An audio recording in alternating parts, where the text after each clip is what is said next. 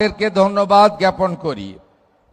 भवानीपुर विधानसभा केंद्रे एबारे এই মাসে আমাদের অন্নপূর্ণা যোজনায় যারা টাকা ইতিমধ্যে পেয়েছেন প্রায় 14,500 বেশি। আরো আমাকে দপ্তর থেকে বলা হয়েছে অনুমোদিত হয়েছে আরো প্রায় 2,500, অর্থাৎ 17,000 মা বোন দিদি এই আগস্ট মাসে তারা অন্নপূর্ণা যোজনায় নথিভুক্ত হয়েছে এবং তারা প্রত্যেক মাসেরই দ্বিতীয় সপ্তাহে এই অর্থ তাদের অ্যাকাউন্টে পশ্চিমবঙ্গ সরকার পাঠাবে, যেটা আমরা আপনাদের আগে প্রতিশ্রুতি দিয়েছিলাম। আমি আপনাদের কাছে একটা কথা দিতে পারি যে আশা ভরসা স্বপ্ন নিয়ে আপনারা ভারতীয় জনতা পার্টির সরকারকে এনেছিলেন। শুধু ভাতা নয়, আপনারা এনেছিলেন পশ্চিমবঙ্গে যাতে সর্বস্তরের ব্যাপক উন্নয়ন হয়। মাননীয় প্রধানমন্ত্রী নরেন্দ্র মোদীজি তিনি নিজে প্রচারে নেতৃত্ব দিয়েছেন। আমাদের সরকারের বয়স খুব বেশি হয়নি, মাত্র 106 দিন এই সরকারের বয়স। এটা এমন কিছু সময় নয়, কিন্তু আমরা জানি যে যারা ভোটে হেরে গেছেন বা যারা কোনোদিন ভারতীয় জনতা পার্টিকে মনে প্রাণে চায় না, তারা ভারতীয় জনতা পার্টির দেশপ্রেম, জাতীয়তাবাদ, ভারতীয়ত্ব এবং মোদিজির নেতৃত্বে ভারতীয় সংস্কৃতি তথা বাঙালি সংস্কৃতি এবং সনাতন সংস্কৃতি আমরা যারা বিশ্বাস করি, যেটা হারিয়ে গেছিল বাংলা থেকে, তারা চায় না আমরা এখানে মানুষের জন্য কাজ করি। আপনারা এতটুকু বিচলিত হবেন না। মমতা বন্দ্যোপাধ্যায় 15 বছর এই রাজ্যে সর্বনাশ ছাড়া অন্য কিছু করেননি। টাটাকে তাড়িয়েছেন, সিঙ্গুর থেকে শিল্প তাড়িয়েছেন, 26,000 চাকরি চুরি হয়েছে, পার্টির নেতারা চাকরি বিক্রি করেছেন। মমতা ব্যানার্জি নিজে গিয়ে কালীঘাট থানায় আসামিকে লকআপ থেকে ছাড়িয়ে নিয়ে গেছেন এবং অসংখ্য আরজিকর থেকে কসবা ল কলেজ অনেক ঘটনার সাক্ষী।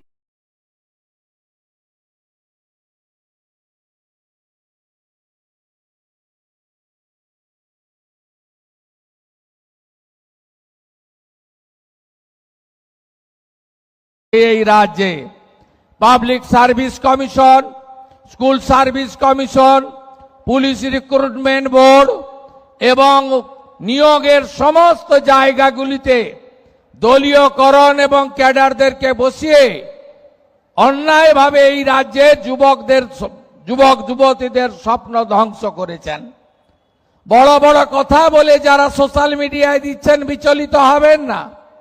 মাত্র 500 টাকা দিতে কতদিন লাগিয়ে দিয়েছিল? 2021 সালে 500 টাকা দিতে 24 সালে লোকসভা ভোটের 2 মাস আগে ওই 500টা হয়েছিল 1000 টাকা, আর বিধানসভা ভোটের 3 মাস আগে ওই 1000টা হয়েছিল 1,500 টাকা।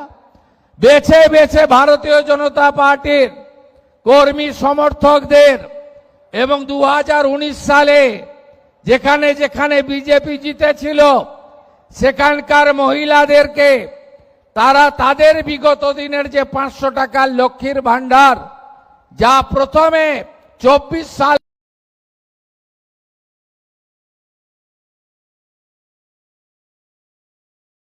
পর্যন্ত 1,52,00,000 লোক পেত, আজকে সেই জায়গায় আমাদেরকে বঞ্চিত করেছে। তাই আপনারা বিচলিত হবেন না। যারা ভারতীয় জনতা পার্টি করার জন্য বিগত সরকারের আমলে বঞ্চিত হয়েছেন, এই সরকার তাদেরকে অগ্রাধিকার দেবে। যারা আর্থিকভাবে দুর্বল তাদের অগ্রাধিকার দেবে। এবং আমি বলে গেলাম ওই 20 জন 25 জন 50 জনকে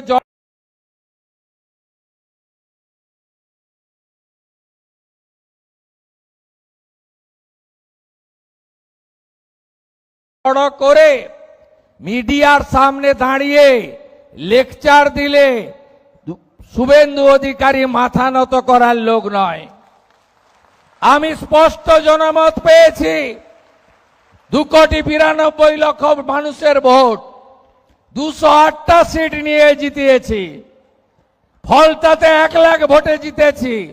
আবার নন্দীগ্রামে উপনির্বাচন, আবার রেজিনগরে উপনির্বাচন, আবার প্রমাণ হয়ে যাবে যে মানুষ নরেন্দ্র মোদীজির সঙ্গে আছে, বিজেপির সঙ্গে আছে।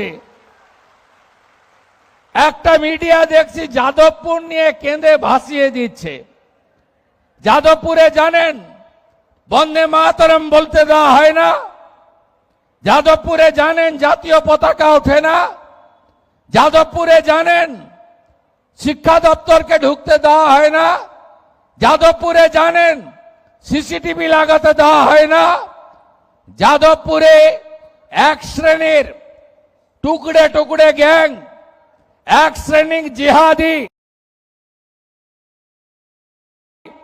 যারা রাষ্ট্রবিরোধী, যারা 26শে জানুয়ারি 15ই আগস্ট পালন করে না, বন্দে মাতরম গাইতে দেয় না, তাদের পক্ষ নিয়ে যতই ওই মিডিয়ার গ্রুপ লিখুন না কেন, আমরা যাদবপুরের ভিতরে এবং বাইরে জাতীয়তাবাদকে প্রতিষ্ঠা করবই। এই সরকার ডক্টর শ্যামাপ্রসাদ মুখার্জির স্বপ্ন নিয়ে এসেছে, তার স্বপ্নকে পূরণ করার জন্য এসেছে।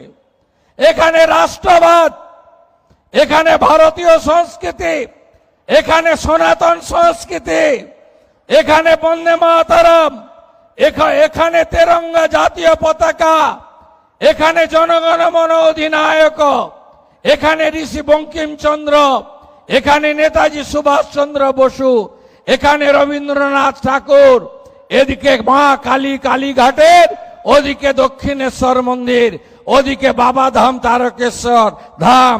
এর সঙ্গে কোনো সমঝোতা আমরা করব না। 1,45,00,000 মা বোন দিদিকে টাকা দিয়েছি, জুনে 28 লক্ষ, অত তাড়াতাড়ি তালিকা ঠিক করা যায়নি। জুলাইতে 1,19,00,000, এ মাসে 1,45,00,000। এটাও কথা দিয়ে গেলাম, যারা এই সামান্য অল্প ভাতার উপরে নির্ভর করেন বা প্রকৃত পাওয়ার হকদার, আরো যদি 20-30 লক্ষ লাগে আমি সেটা দেওয়ার ব্যবস্থা করব। কিন্তু ধমক চমক দিয়ে, রিল বানিয়ে আর মিডিয়া ট্রায়াল করে আর 20 জন লোককে রাস্তায় নামিয়ে ওই হেরে যাওয়া তৃণমূল খণ্ড বিখণ্ড হয়ে যাওয়া, কে বলে আমি কালীঘাট, কে বলে আমি ঋতব, কে বলে গেলাম উত্তরে, কে বলে দক্ষিণে, ভাইপো আবার বিদেশে, পিসির ঘরে তালা চাবি লাগানো। আপনাদের এসব কোনো বুদ্ধি চলবে না। আর হঠাৎ করে জামানত জব্দ হওয়া পার্টি লালবাবুরা, যারা দিল্লির যন্তর মন্তর থেকে ডরিনা ক্রসিং আর যাদবপুরের ভিতরে ঢুকে যারা মরা কান্না গাইছেন, যাদবপুরকে রেখে তাদেরও কোনো সুবিধা হবে না। শুধু দেখতে থাকুন। আমি অনেক কঠোর কঠিন লড়াইয়ের মধ্য দিয়ে এই জায়গায় এসেছি। সিপিএম এর সূর্য যখন মধ্য গগনে, যখন 235 আসন, তখন আমি সিপিএম এর ছোট মুখ্যমন্ত্রী লক্ষণ শেঠকে তার বাড়িতে দাঁড়িয়ে হারিয়েছি 1,73,000 ভোটে। আবার তৃণমূলের মালিক, তিনি অপরাজেয় নাকি, আমাকে হারাতে গেলেন গঙ্গা পেরিয়ে মেদিনীপুরে, আমি তাকে হারিয়ে টাটা বাই বাই ফিরে যাও ওপারে পাঠিয়েছি। 21-এ চ্যালেঞ্জ করেছিল আমাকে যে তোকে হারাবো নন্দীগ্রামে, আর 26-এ আমি চ্যালেঞ্জ নিলাম আপনাকে হারাবো আপনার বাড়িতে দাঁড়িয়ে। 15,105 ভোটে আপনারা জিতিয়েছেন। ভবানীপুর হবে আদর্শ বিধানসভা। 1 লাখ গাছ লাগাচ্ছে, স্কুলগুলোকে স্মার্ট স্কুলে পরিণত করব, খেলার মাঠগুলোকে সাজাবো, পার্কগুলোকে সাজানোর কাজ শুরু করেছি এবং ভবানীপুরের প্রত্যেকটা বাড়িতে আবার একদিন আসব আয়ুষ্মান ভারতের কার্ড দিতে। 5 লাখ টাকা পর্যন্ত চিকিৎসা ফ্রি। আর যারা আয়ুষ্মানের নিয়মে পড়বেন না তাদের জন্য মুখ্যমন্ত্রী স্বাস্থ্য বীমার কার্ড দিয়ে যাব। শুধু পশ্চিমবঙ্গে নয়, ভারতের 38,000 হসপিটালে বিনা পয়সায় চিকিৎসা পাবেন। আমি আবার আসব 28 তারিখ রাখি বন্ধন আমি পালন করতে আসব ভবানীপুরে। আমি অর্থশালী লোকেদের বাড়িতে যাব না সেদিন আমি ভবানীপুরে পায়ে হেঁটে ঘুরেছি 8টা ওয়ার্ড। এত বড় বড় বিল্ডিং, কোটিপতি,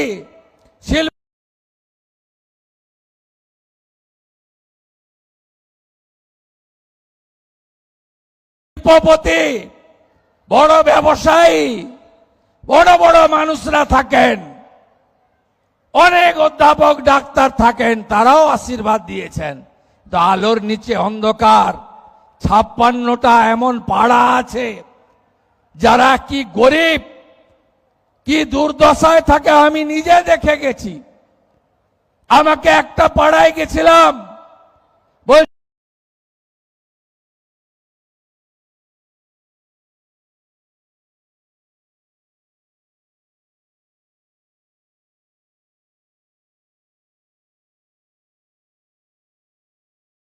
জল দেয় না, একটা নলকূপ, ওখান থেকে জল নিতে হয় লাইন দিয়ে। আরেকটা পাড়ায় গেছিলাম, আমাকে বলেছিল বাবু মমতা ব্যানার্জি বলেন গুজরাটি মারোয়াড়িরা নাকি বাহারি।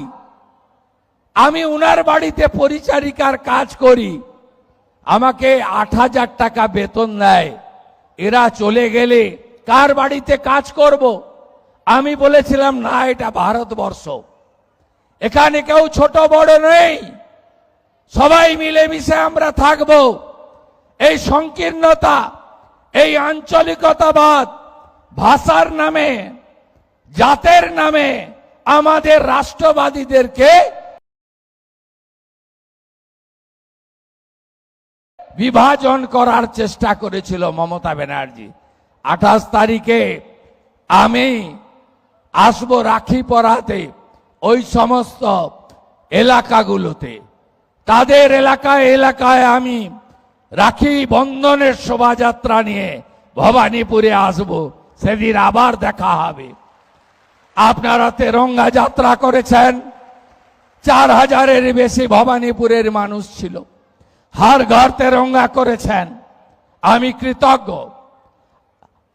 আজকে 14,500, আমি বলতে বলতেই হয়তো ঢুকে গেছে, মোট 17,000 মা অন্নপূর্ণা আপনাদের অ্যাকাউন্টে 3,000 করে টাকা ঢুকলো ভবানীপুর বিধানসভায়। এরপরেও যদি আরো যোগ্য কেউ বেঁচে বাকি থাকে, 31 জুলাইয়ের মধ্যে আবেদন করা লোকেরা পোর্টালে গিয়ে আবেদন করুন। অনেকে পোর্টাল ব্যবহার করতে জানেন না। বিধায়কের কর্মীরা গিয়ে, মন্ডলের ভাইরা গিয়ে, ওয়ার্ডের কর্মীরা গিয়ে, মহিলা মোর্চা গিয়ে পোর্টালে নাম নথিভুক্ত করে দেবেন। একজনও যোগ্য বাকি থাকবে না। আপনারা ভরসা বিশ্বাস ভাই শুভেন্দু অধিকারীর উপর রাখবেন। সবাই ভালো থাকবেন। 17ই সেপ্টেম্বর মোদিজির জন্মদিন। ওই দিন গোটা পশ্চিমবঙ্গ জুড়ে আমরা অন্নপূর্ণা দিবস পালন করব। সব জেলায় জেলায় অন্নপূর্ণা প্রাপকরা জড়ো হবে, আর আমি কলকাতাতে 1 লক্ষ অন্নপূর্ণাকে নিয়ে সেদিন সভা করব এবং মোদিজির জন্মদিন পালন করব 17ই সেপ্টেম্বর। সবাই ভালো থাকবেন, সবাই একসঙ্গে থাকবেন। আর যাদবপুর নিয়ে যারা কাঁদছেন মিডিয়াতে, জেনে রাখুন এই রাজ্যে থাকতে গেলে, পশ্চিমবঙ্গে থাকতে গেলে বন্দে মাতরম গাইতে হবে। জাতীয়তাবাদ, দেশপ্রেম, রাষ্ট্রবাদের সঙ্গে কোন আপোষ এই রাজ্যের মুখ্যমন্ত্রী করবে না।